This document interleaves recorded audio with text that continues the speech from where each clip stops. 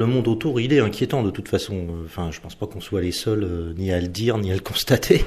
Après, qu'on ait retrouvé de la joie à faire ce qu'on fait, c'était un petit peu, je dirais, indispensable. On peut difficilement faire Charlie Hebdo sans, à un moment ou à un autre, se marrer. Parce que c'est quand même avec ça qu'on travaille, quoi. C'est avec le rire qu'on travaille.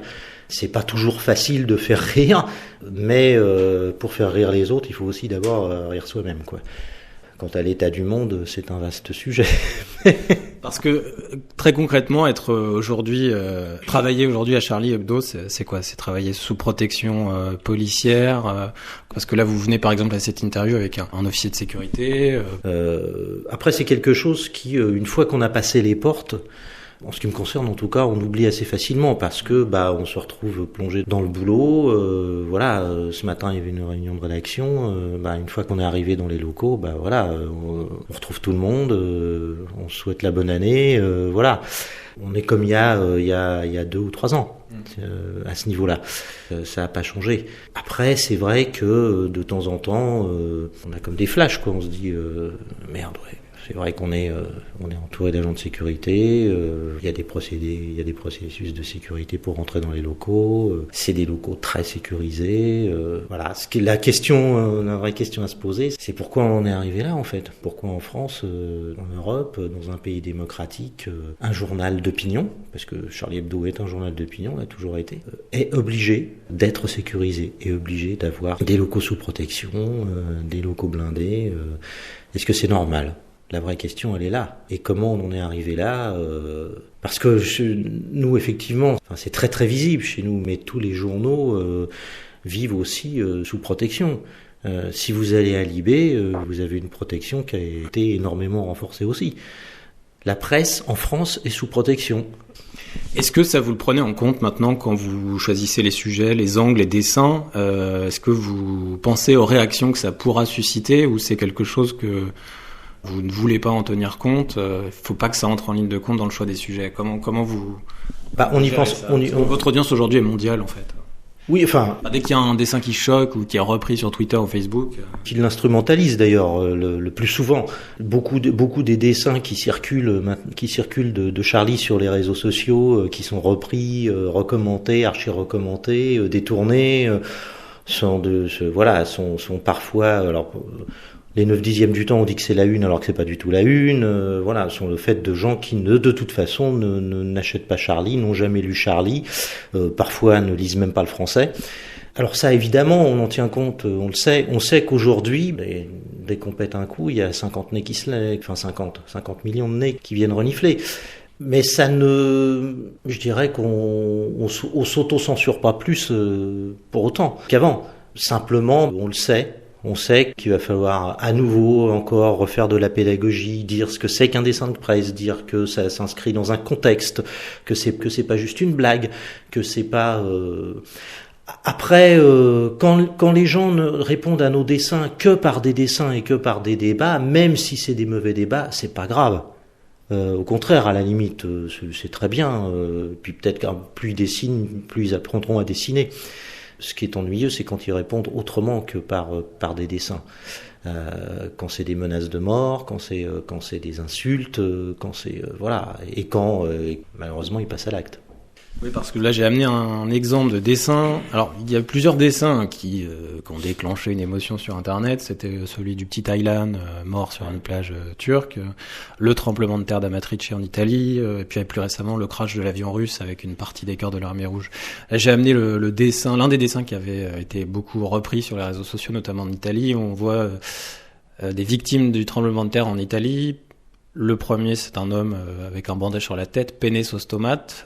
Le deuxième, c'est une femme peinée, gratinée, avec des bourrelets qui tombent. Et puis le dernier, c'est lasagne avec un immeuble effondré et puis des pieds qui dépassent.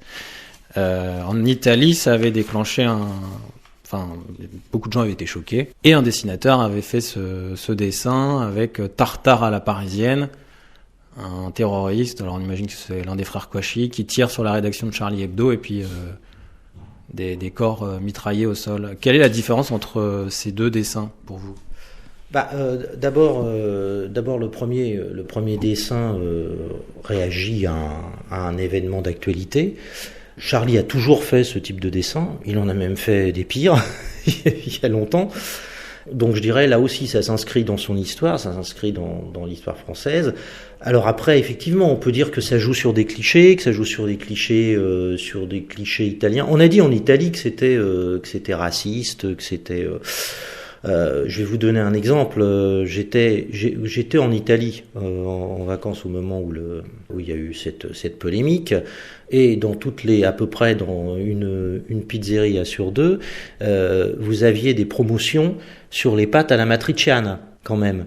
Donc je sais pas qu'est-ce qui est finalement le plus obscène dans cette histoire. Est-ce que c'est un dessin dans Charlie Hebdo commentant un événement, ou est-ce que c'était cette espèce d'opportunisme à la fois très commercial et avec un vernis pleurnichard? Donc, mais encore une fois, tant qu'on répond à des dessins par des dessins, c'est pas grave. Ça a permis d'avoir un débat, ça a permis de dire pas mal de choses, de se parler, même un peu fermement parfois avec les Italiens. Moi, ça me gêne pas. Cette polémique me gêne pas. Je trouve, par contre, un petit peu assez ahurissant que le maire d'Amatrice ait tenté de porter plainte en Italie. Je dis bien tenté parce que la plainte a été finalement récusée par le procureur, qui avait d'autres choses à lui reprocher, qui avait d'autres occasions de l'entendre, le maire d'Amatrice, en justice, parce que 2 jours après le tremblement de terre, il y avait déjà des enquêtes ouvertes pour corruption, malfaçon, enfin voilà. Donc les dessins de Charlie Hebdo sont jamais vraiment aussi éloignés de ça, de la réalité qu'on veut le dire. De façon générale, vous diriez qu'aujourd'hui, la satire, la caricature, le blasphème sont plus difficiles à pratiquer?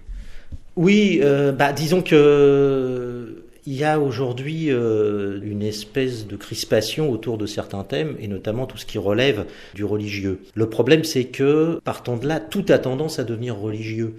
Tout le monde se replie sur sa propre petite identité, se définit par le plus petit dénominateur commun. Voilà, donc quelqu'un va se définir comme essentiellement catholique, ou essentiellement musulman, ou essentiellement homosexuel, ou essentiellement handicapé, ou essentiellement italien.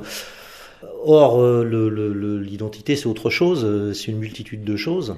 Donc voilà. Après, sur la religion, on est aujourd'hui face effectivement à un chantage, un racket exercé par des fanatiques religieux qui veulent imposer une idéologie totalitaire de nature religieuse. Donc effectivement, la question du blasphème, la question de la satire anticléricale, anti-religieuse se pose de plus en plus. La plupart de nos confrères s'abritent derrière un respect. C'est pas moi qui l'ai dit, c'est Salman Rushdie qui dit que ce respect, c'est simplement de la peur. C'est l'autre nom pour dire qu'on a peur.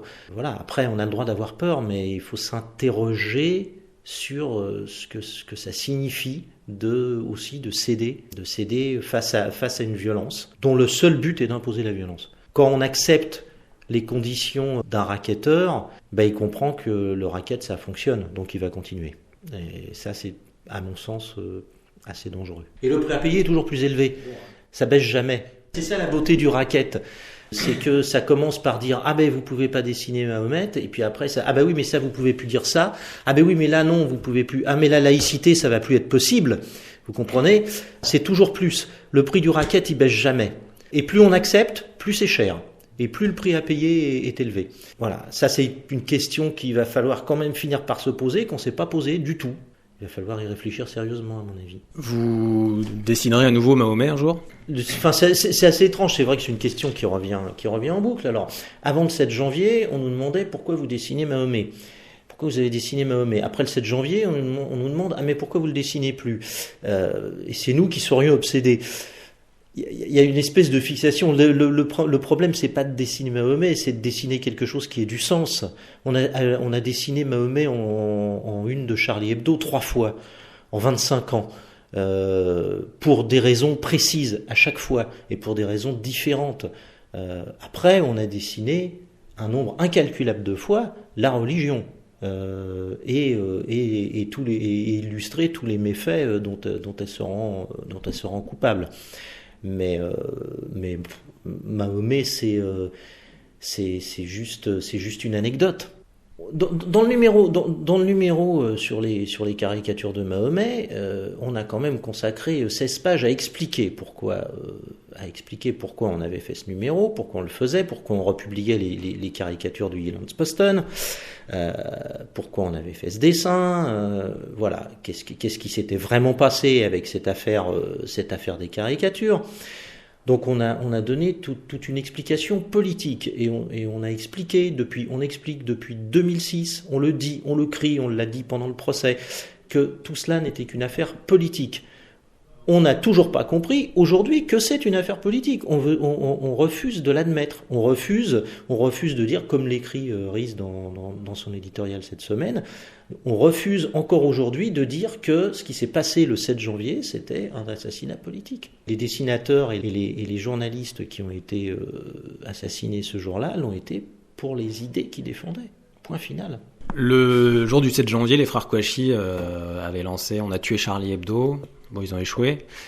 Comment se porte Charlie aujourd'hui? La rédaction est plus nombreuse. Vous avez des projets? Il y a une édition allemande. Comment ça se passe?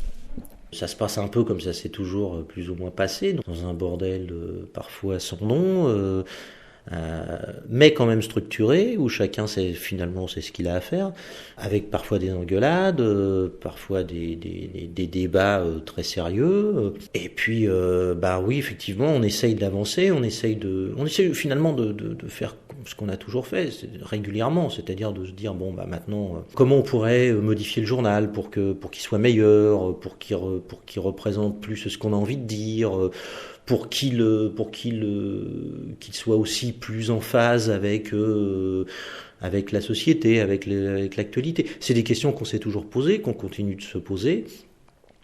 Voilà, la version allemande, c'est une expérience, une aventure qui est plutôt pour le moment exaltante et encourageante, qu'on avait envie de tenter, voilà, et j'espère qu'on va en tenter d'autres en 2017, en 2018, en 2019 et pendant 1000 ans. Dernière question, si vous êtes inspiré, je suis Charlie aujourd'hui, c'est quoi? Je crois que le 7 janvier, le 11 janvier, enfin pendant les jours qui ont suivi, c'était ce que chacun avait ressenti, ce que chacun voulait y mettre. Dans le tas, il y avait des gens sincères, d'autres moins, d'autres pas du tout. Ma foi, ceux qui étaient sincères le sont restés. Je crois que Je suis Charlie, c'est peut-être comprendre à quoi on a affaire aujourd'hui, contre quoi on lutte, contre quoi on se bat, et que c'est un enjeu, ce que je disais, c'est un enjeu politique. C'est peut-être ça aussi, Charlie. Et puis c'est aussi parfois dédramatiser ce qui est dramatique. Ça, c'est quelque chose, c'est une constante de Charlie. C'est si on rit pas des choses tristes, de quoi on va rire? C'est le meilleur remède qu'on puisse trouver. Vous allez à n'importe quel enterrement, le premier réflexe des gens à la sortie, c'est d'aller au bistrot, c'est d'essayer c'est toujours intéressant de guetter les premiers rires qui fusent. Et il y a quelque chose d'un seul coup, ça y est, quelque chose réussit à sortir. On n'exprime pas forcément de la joie avec le rire. On peut exprimer plein de choses. Et bon, je pense qu'il y a toutes sortes de façons de rire dans Charlie, et comme il y a toutes sortes de façons de le lire.